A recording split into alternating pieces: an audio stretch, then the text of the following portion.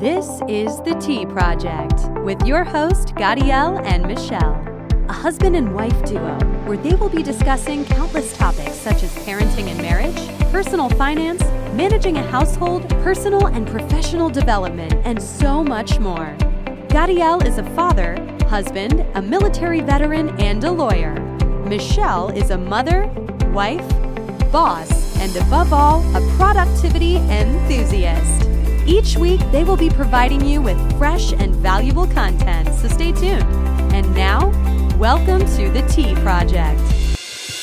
Hey folks, welcome to another episode of Tea Project. Hi everybody. My wife is apparently asleep, but I'm not. So, okay, today we're going to talk about finances, specifically how you are going to manage and prepare your finances for the coronavirus crisis. We've already took some measures. We've already made a game plan. We've already been looking into a few things. And so tell the people some of the things that we've done so far. All right, so we have 9 tips. So we'll start with the first one, which is do not send extra payments unless 3 months or less are left to pay it off. Now, give us an example. So for those of you who are on your debt journeys to pay down debt, and you've got a year left or 2 years or 3 or more, obviously this, because of the way the economy is right now, you want to hold on to cash.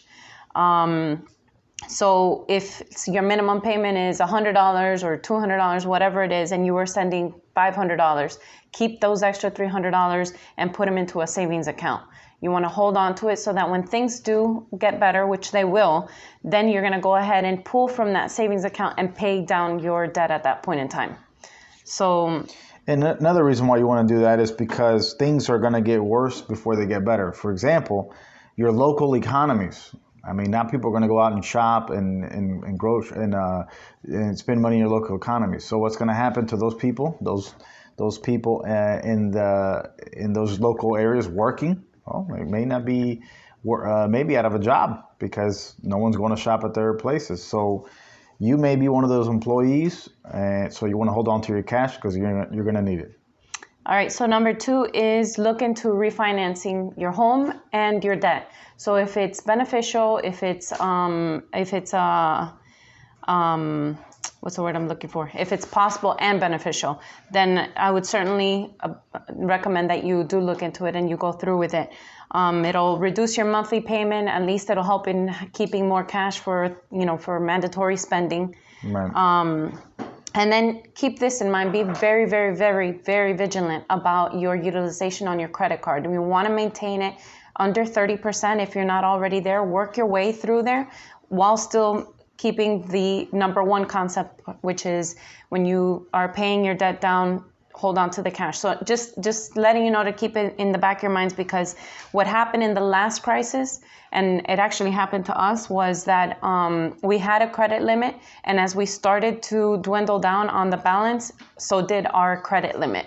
So what that ended up doing was hurting our credit score, because it's almost like we were chasing a number while the credit card companies were chasing that same number as well, and then basically bringing 2 walls in closing us in. Right. So just be aware of that. It reminded me of an Indiana Jones movie where the walls are kind of like squeezing you in. Yeah. But look, going back to the refinancing, if your rate is 4% or higher, or even in the high 3s, 4% regarding your mortgage rate, you need to be calling your mortgage company, asking them what the current rate is, because you probably can get something lower, and that's something you need to keep an eye on a daily basis. On a daily basis, you need to be talking to your mortgage company. So and I don't know if most of you know this, but I didn't know this not too long ago, that our mortgages were tied to the 10-year bond. And literally on March 9th, I won't forget that day, that was when the mortgage or the bond rate went down like drastically. And I've been calling every single day since then so that we could go ahead and refinance our home, because we would be able to do streamline, where we wouldn't have to pay closing costs. We wouldn't have to pay or change our terms. Definitely not trying to look. If anything, if we're going to change the terms of the payment, it's going to be less as opposed to 30 years, 20 years. We don't want to extend it. We just want to lower down our or even lower the term. If it goes down to 15, then we would do a 15-year loan. Absolutely. So just obviously you have to do your cost benefit analysis on it, see how much money you would actually put out versus where you're at right now. If it's more, then it wouldn't be worth it. All right, so for number 3, you want to review your discretionary expenses. So for instance, going out to eat. And I know what I'm about to say is counterintuitive, but I also, it's a catch-22 issue. So yes, you don't want to go out and to spend money right now going out to eat. However, a little here and there wouldn't hurt, because what you're actually doing is improving or keeping your local community afloat, the economy. You're helping the local economy. Right, and that is to buy gift cards. Buy gift cards online, because if you're supposed to be self-quarantined, then you could still do it online. Social distancing, that's the word that we're learning now, is to basically stay away from people. But that affects people's jobs, because if you don't go shop and spend money into your local economy, those people who work at retail or McDonald's, whatever, they're going to be closed. Their employer's not going to keep them on the payroll, because for the sake of keeping them payroll, no way. They're going to let them go. And so our money our discretionary spending does help them keep everyone employed, man. So, help everyone out, help yourself out, help them out. But be mindful about the coronavirus. So again, like I said, buy online gift cards. You're going to use them eventually. And at least that's cash that's going into the business, so that we can all benefit from it. Right. Number 4 is bulk up your savings. So we have mostly, I want to say 80% of our bank account, or our bank is Ally, and then our business is Chase. And actually, we have a personal account there as well too. They both work perfectly well, because Chase is local, Ally is online.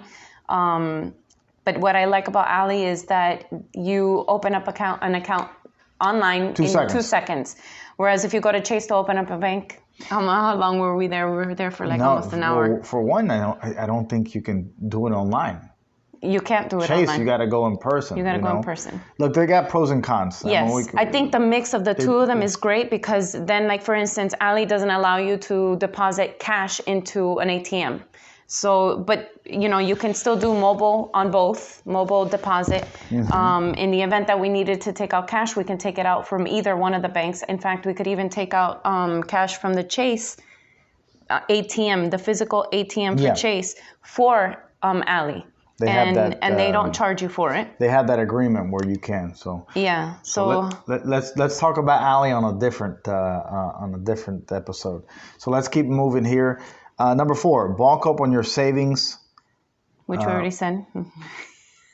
Bulk up on your savings. So if you're not saving already, this is the time. Was that what we were on? Yes. Okay, folks. You see what happens, folks? He tuned out, by the way. I do tune out, because, when it comes to finances, listen, guys, and I'm going to really quickly give you a little tidbit or a little ins and outs of our family. Michelle is the CFO. We share roles.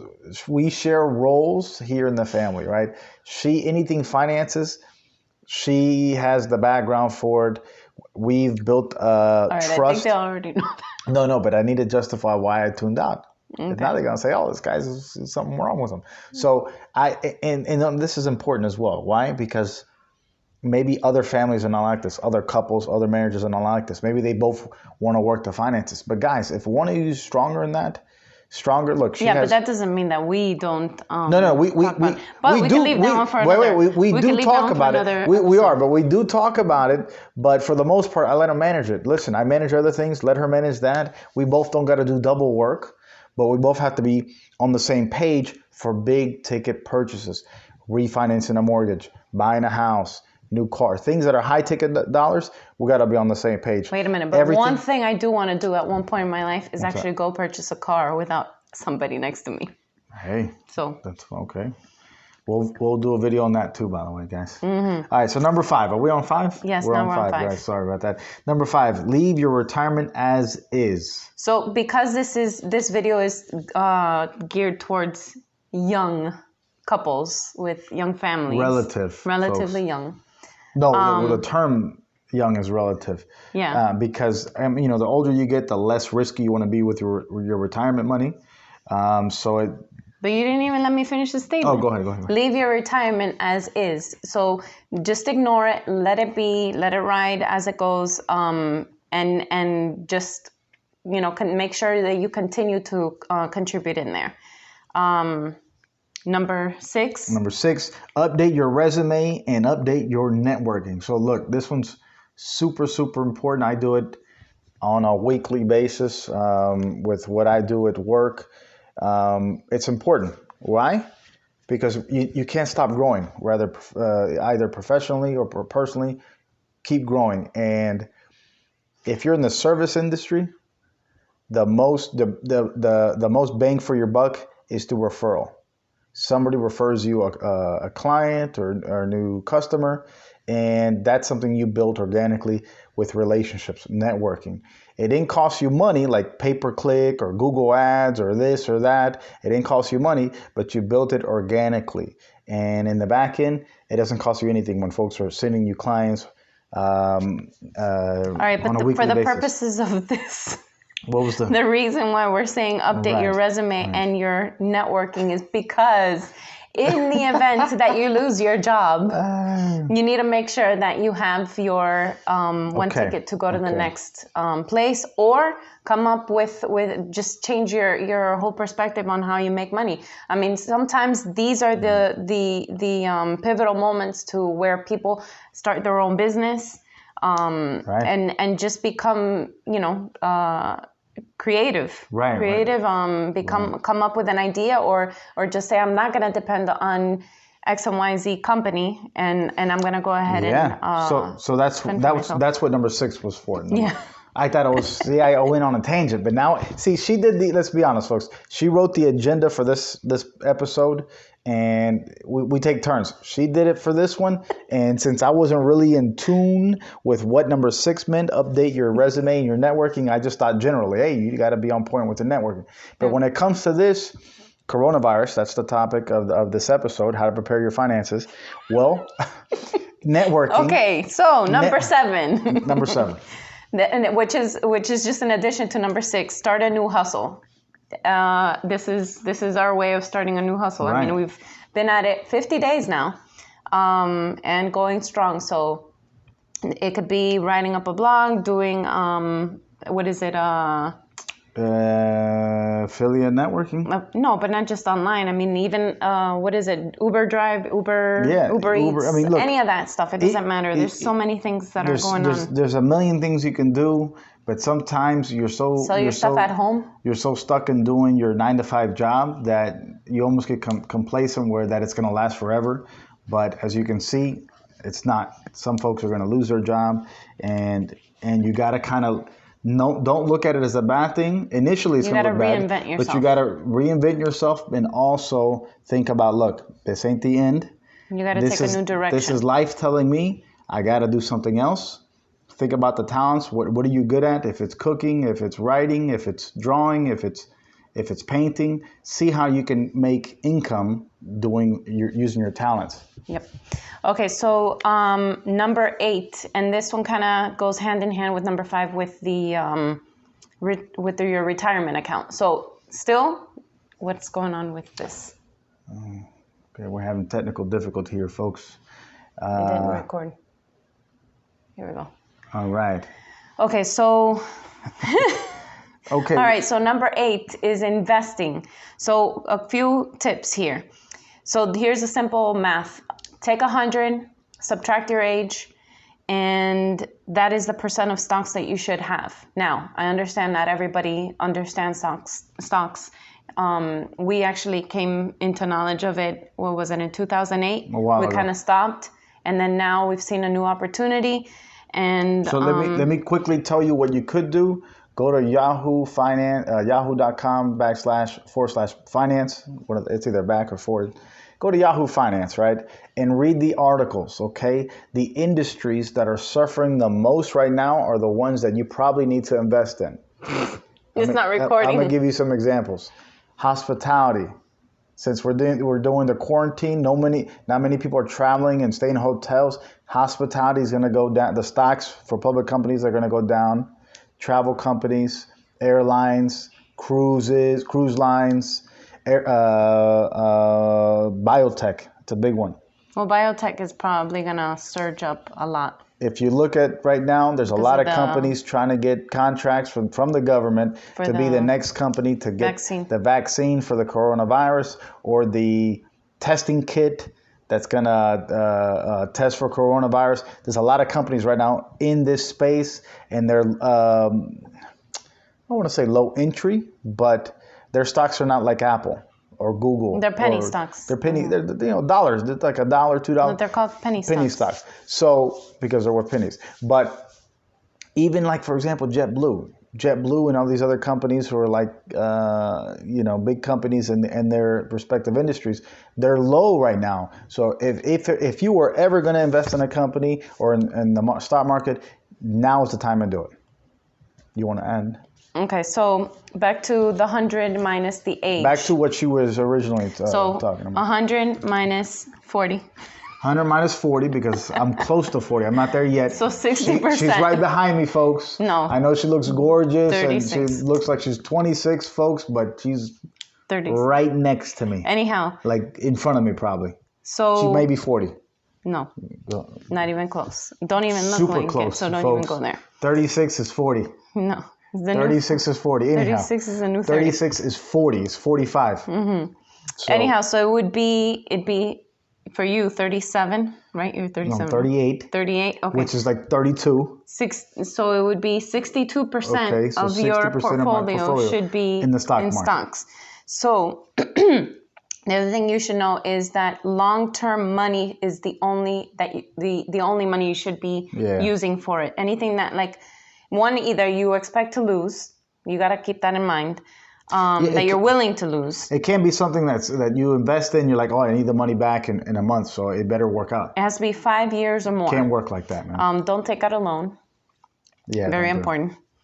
Moderation, I think if you do it in a systematic monthly basis, like add $100 every month and then just make purchases here and there, then you start to do dollar cost averaging. Right. And diversify, right? Diversify. Different industries. Don't time the market because you'll never get it right. And then most importantly, regarding the diversifying is to buy basket stocks. Mm-hmm. So rather than buying individual stocks, which is what we do, we've realized that it's probably we still best diversify though. We do with individual stocks. Mm-hmm. So, but I get. Really, but the point it is should that be where basket they're stocks, packaged. They're packaged together. deal, and it's packaged, but you really don't know which company is the industry. I think you may know, but not. But that is what the basket is. I know. That's what I'm saying. The basket is where you say like airline, and then you're investing in airline, all the airlines together, all of them, not in one individual. Right. That's what it is. All right. So then we're on number what? I want to say we're at the end. Number 9. Let me do this one because I don't think I can mess this one up. This one's even though I'm not a role model when it comes to this. Oh, definitely not. But I have been. Boy, you should see me. My hands are so number 9 is sparkly. Make sure to wash your hands, guys. But I've been washing them so good, skin's peeling. I've been scrubbing them so good because I'm gonna sell them on eBay. These hands right here, guys. That's how good I'm cleaning them. Okay, so make sure you wash your hands. Make sure you have cough medicine, things like that in your home. You're not gonna have toilet paper because that's something that's kind of shortage. There's that's a shortage. What we're going to be investing with. Yeah, you invest in those companies that make toilet paper. Charmin and the other one, Double Ply and all Bounty. And Bounty and no Bounty. No, because eventually that'll be next. The paper towels will be next. But that one's double. I mean, I don't think it feels good using paper towels. Have you seen the one where they know what I cut the roll in half? Exactly. So, folks, just number 9: be healthy, be aware, be vigilant, take care of your family. If you don't take care of them, no one else will. Take care of your kids, your elders. And if you like what you've heard on this episode, please like and subscribe. Any comments, please leave that in the comments section. Also, we're curious to know what you guys have done with your finances, or what you guys plan to do, or even if you don't plan, write in there, we don't plan to do anything. Good. We need to know that, because we're probably not talking to the right people. Then I'm just kidding, guys. Listen, stay safe. God bless. Hey, my wife doesn't want to say goodbye, so. Bye. Okay. See ya.